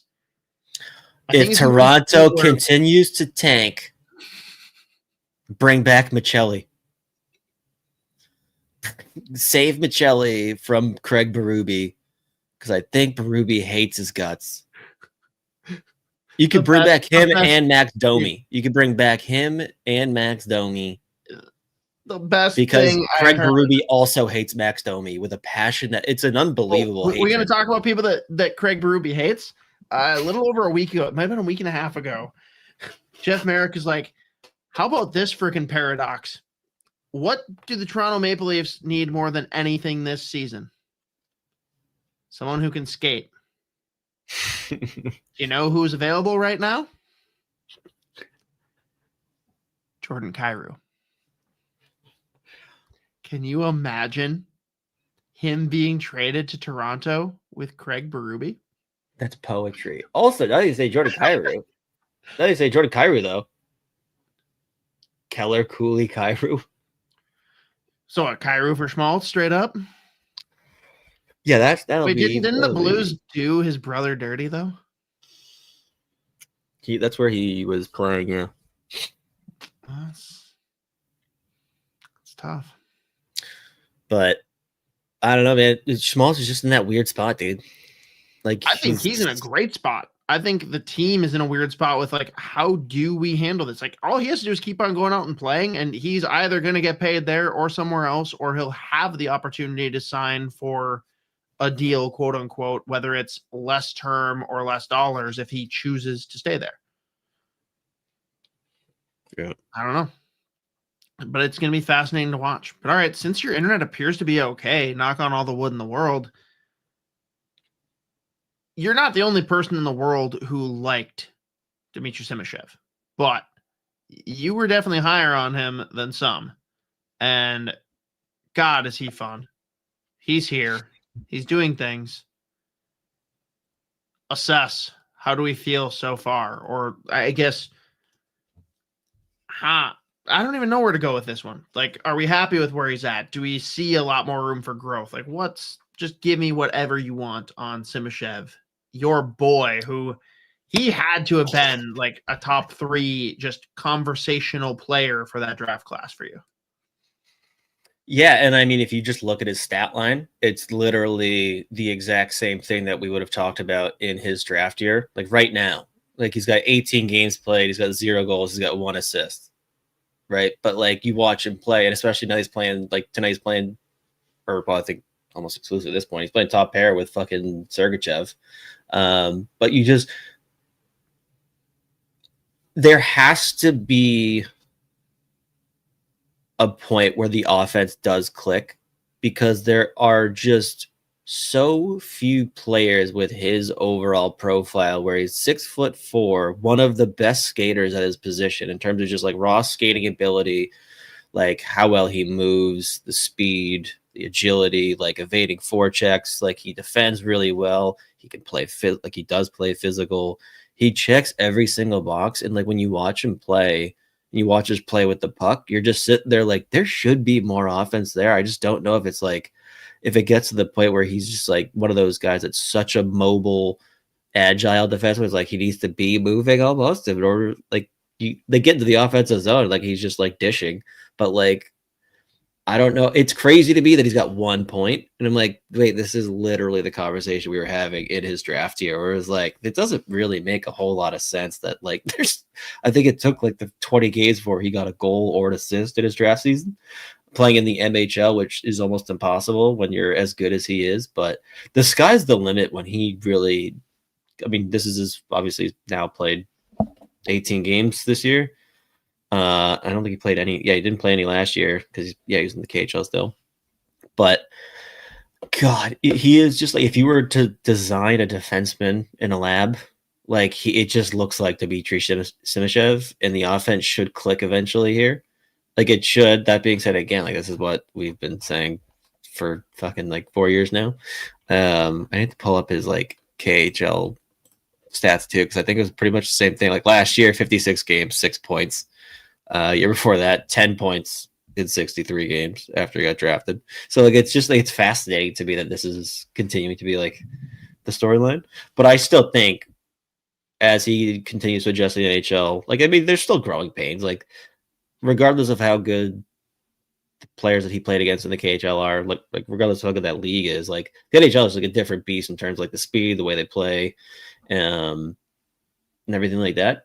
So as it continues to adjust, I do think that the offense will come along. Is he going to be like a 40, 50, 60 point guy? No. But he should be able to give you 30, 40 in that range. But like he can contribute in all three zones. The mobility is just outrageous. And again, like how well he uses his stick, how quick he is to like just like close gaps. It's so fun to watch just in terms of like the pure like watching a defenseman play. It's just like it's like perfect. So like there's been flashes. He's still again like he's making some mistakes here and there this year. So far when you've watched Utah, like every once in a while to turn the puck over, like he's not used to like how fast guys close on you when you have the puck, but every once in a while you see him do like a Brodeen from like 5 years ago where it's just like, oh God, here comes 3-4 checkers at the same time. And it's just like one head fake, one shoulder fake, evades all three, puck up the ice in 2 seconds, creating a scoring chance that way. So the sky's the limit for this kid when he's a full-time, like adjust the NHL. And he is just one of my favorite players to watch. So nice to see him on the top pair of Sergachev. That's going to be ridiculous for a long time. God, he rules. It makes me sick. He's not. Utah. It's not one of my teams. God, and then when Boot gets there, his best friend. Pray for the league. Very fun. I just can't get over the fact you're eventually going to have 6'4" Daniil Boot, 6'7" Daniil Boot, 6'4" Dmitry Simashev, Maverick Lambrew, 6'7". The kid they drafted this year, I forget how to say his name. Clayton Keller, 6'8". No, the right shot D they is also 6'6". It's just like you look up another level, like, oh my God, dude, it's gonna be insane. Plus Logan Cooley and Clayton Keller. It was like this is a very funny visual right now, but we'll see what happens. Very funny. We can end on the one thing that you guys never talked about that made me kind of bummed while I was out. And I think it's partially due to your bias and hatred for this individual, but we have to give proper flowers to one John Cooper. Mm-hmm.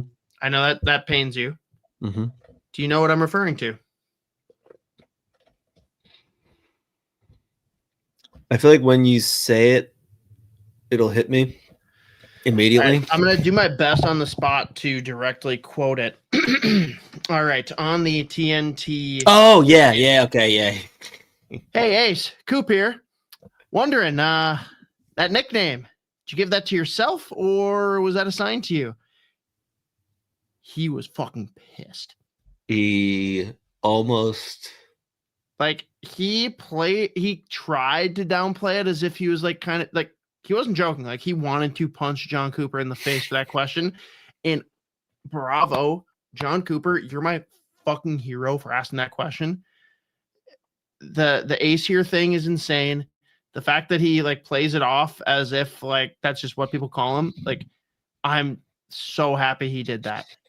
And it makes me even happier that Anson Carter is just soft as puppy shit and like had to get that bent out of shape over it instead of playing along. Which is shocking after other conduct that he's had in the past years. We don't have to go down that rabbit hole, but like, God, for being a tough guy, he's pretty soft. I didn't see that part, like how on his heels he was and how like shocked someone would say it. But it's like, he was pissed, brother, you're on the internet, like everyone thinks it's funny. And he was like, no. And I was like, God damn it. Now I have to think that something John Cooper did cool. That sucks. That and it's really, really sad that that's immediately where my brain went. I'm like, this is awesome. And C's going to hate it. And he's going to be conflicted. Gonna hate it. Hated it. Loved it. Hated it. Loved it. God damn it. Well played, Coop. You son of a bitch. Actually, speaking of John Cooper, real quick, he did fully. I've seen him lose his marbles before, but like earlier in the year, like game 4 or 5 or whatever, they played the Bruins and went from like kicking the shit out of the Bruins to like immediately just the Bruins had like 20 minutes where they were just all over them, and the camera went to John Cooper. He was losing his fucking mind, almost worse than I've ever seen him yell at a ref before. But at his own guys, I was like, oh my God, he's gonna kill someone. Like, it was prayers to that pack of gum. He hates, I mean, like, pray for the gum. Pray for the gum. Pray for the gum. But I mean, dude, I know I said that was the last thing, but it is very, very, very funny to me. And I feel bad because I absolutely love this player, but how funny is it that like there are teams that like already pre-named players to their rosters for the Olympics? And one of them is Braden Point, who's having an absolute ass season. Tampa in general is just in one. I feel like half the league is in one. It's a weird fucking season, dude. Again, I'm not. I feel bad earlier for the comment on Colorado. Like, they're obviously a great team. They deserve all the accolades, but they should not be this much better than the field. They shouldn't be. I don't know. They're fucking unbelievable. Everything is clicking perfectly and no one's hurt. Yeah. Also, very funny to me that Nate just basically makes almost as much as Rantanen. Very funny. What a fucking whirlwind. That whole. I need Colorado Dallas first round. That'd be so fun. Again? Or, well, was it second round? I think that was second round. And Rantanen just goes, okay, I think I'll start playing now. Yes, destroyed them. Gross.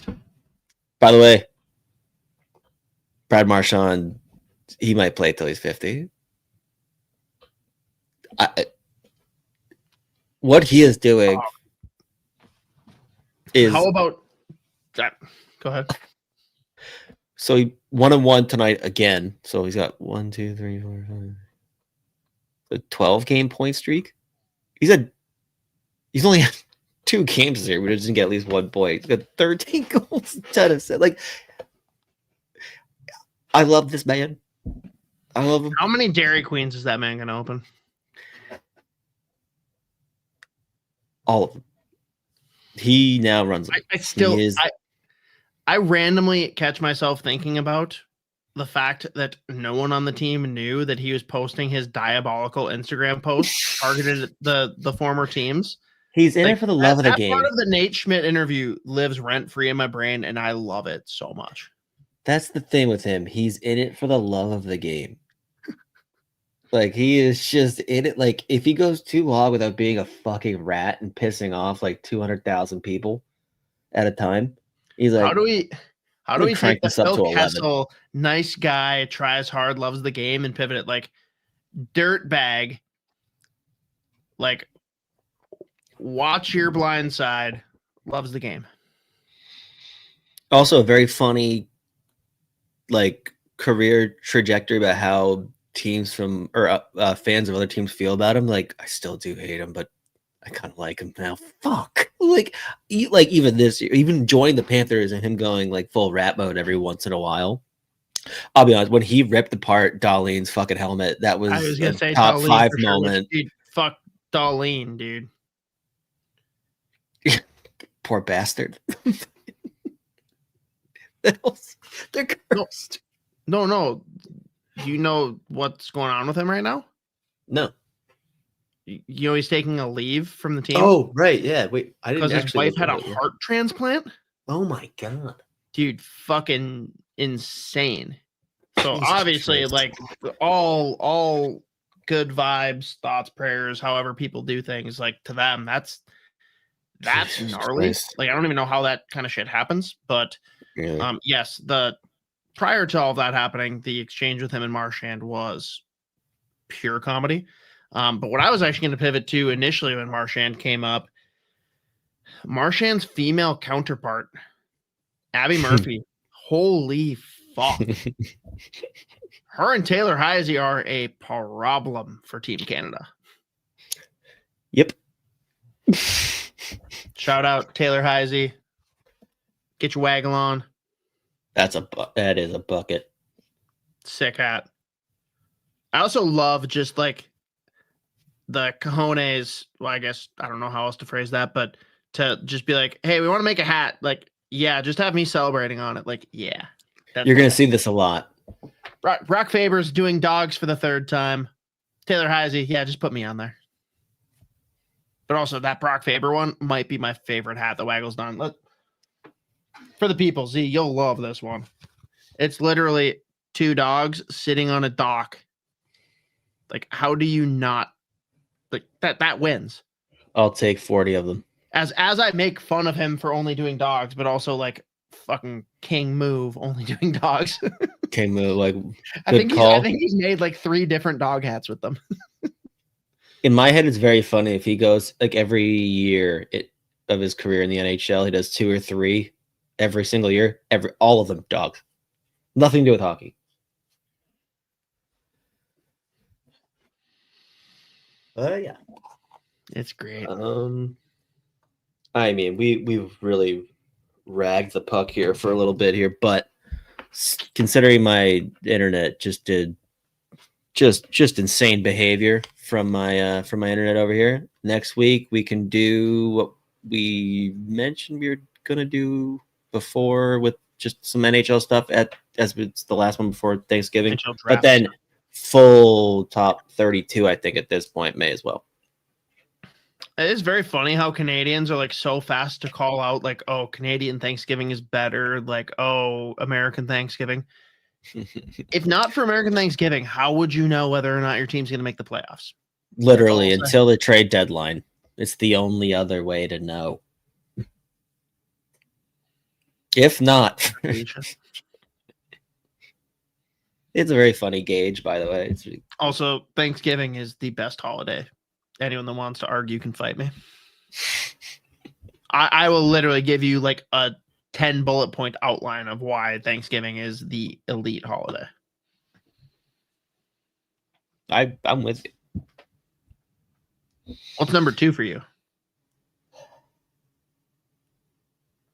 I feel like there's like 2 very distinct people. Like you're going to pick one of 2 for the next one if your first is Thanksgiving. Mm-hmm.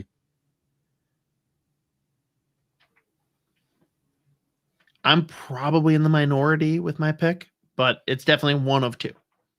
And I'm in the minority of the 2, I think. Is your Halloween? No. I hate First Halloween. off, fuck Halloween now, but also well, there you generally, go. I've never been a big Halloween guy, to be honest. Mostly because I'm not creative enough, and even if when I am creative, I can't possibly match like the production quality. Like straight up end of Step Brothers, like it's okay that mine's not movie quality. Yeah, like, literally that's my Halloween existence. So no, not Halloween. No, I'm shocked that that's one of no. What's your next favorite holiday after Thanksgiving? Just answer the question. Yeah, Christmas is easy. See, that's what everyone says. I say 4th of July. I'm just not as big on Christmas. I think I'm now going to be very big on it because I got little kids. That's going to make it like really fun for me. But like Even growing up, like until I was 10, like Christmas rocks because you get gifts. But like after that, like I don't know. I always feel really weird about Christmas where there's this weird pressure and stress to like find good gifts for people. And then I also don't like getting gifts. Like I feel weird about people giving me things. I'm not very good at like accepting nice things and thanking people and stuff. Like I don't know, it's just a weird thing for me to do. Don't look at me while I open this. Don't. And then like if you get something for someone and they get something for you, like the immediate comparison, like I don't want to like completely outdo someone. I also don't want to get completely outdone. Like it's just like a weird, there's so much going through my brain that's like I don't care. I'll watch Elf and I'll watch Jim Carrey's The Grinch, and that's all I really need. Yeah. Yeah, no, I'm with you on the gift thing. I can't. So yeah. But my Christmas is with my mom's side of the family, which means it's maybe a day. We probably won't last a day, dude. So for me, I'm like perfect, in and out, done. Thanksgiving's good though, because with my dad's side of the family, we go up to New Hampshire, and it's literally just like chilling. And last year it snowed a ton. It was awesome. I mean, dude, let's just do it. I don't even have like the thoughts worked out, but like Thanksgiving, you literally are in a nonstop rotation of eating, drinking, football, sleeping throughout the entire day.